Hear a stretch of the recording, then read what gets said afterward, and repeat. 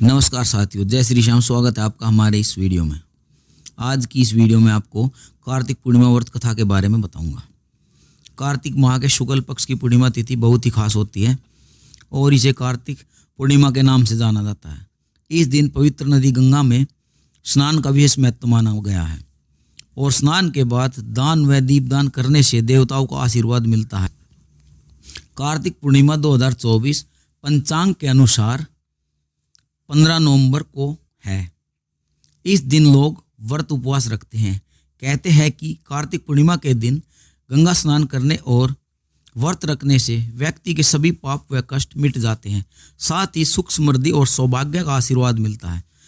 इस दिन व्रत कर रहे हो तो पूजा के बाद व्रत कथा अवश्य पढ़ें। पौराणिक कथा के अनुसार तारकासुर नामक एक राक्षस था। उसके 3 पुत्र थे, तारकश, कमलाक्ष और विदुन्माली।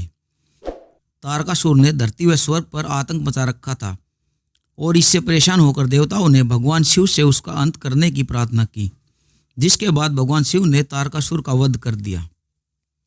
इससे देवता बड़े प्रसन्न हुए, लेकिन उसके 3 पुत्रों को यह सुनकर बड़ा दुख हुआ और उन्होंने इसका बदला लेने की तपस्या की।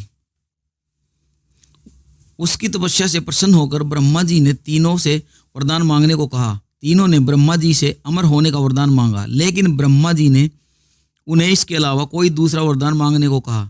इसके बाद तीनों ने किसी दूसरे वरदान के बारे में सोचा और इस बार ब्रह्मा जी से 3 अलग वरदान मांगे और इसके बाद ब्रह्मा जी से 3 अलग नगरों का निर्माण करवाने के लिए कहा, जिसमें सभी बैठकर सारी पृथ्वी और आकाश में घूम सके।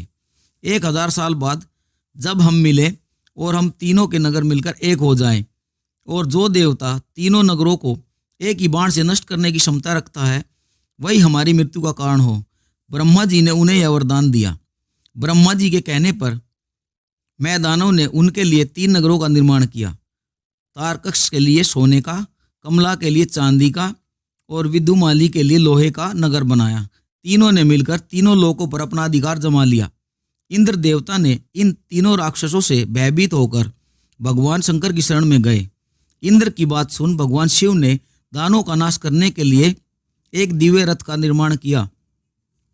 इस दिव्य रथ की हर एक चीज देवताओं से बनी। चंद्रमा और सूर्य से पहिए बने। इंद्र, वरुण, यम और कुबेर रथ के 4 घोड़े बने। हिमालय धनुष बने और शेषनाग प्रत्यंचा से बने। भगवान शिव खुद बाण बने और बाण की नोक बने अग्निदेव। इस दिव्य रथ पर सवार हुए खुद भगवान शिव। भगवानों ने इस रथ और तीनों भाइयों के बीच भयंकर युद्ध हुआ। जैसे ही ये रथ एक सीध में आए, भगवान शिव ने बाण छोड़ तीनों का नाश कर दिया। इसी युद्ध के बाद भगवान शिव को त्रिपुरारी कहा जाने लगा। बोलिए शंकर भगवान की जय।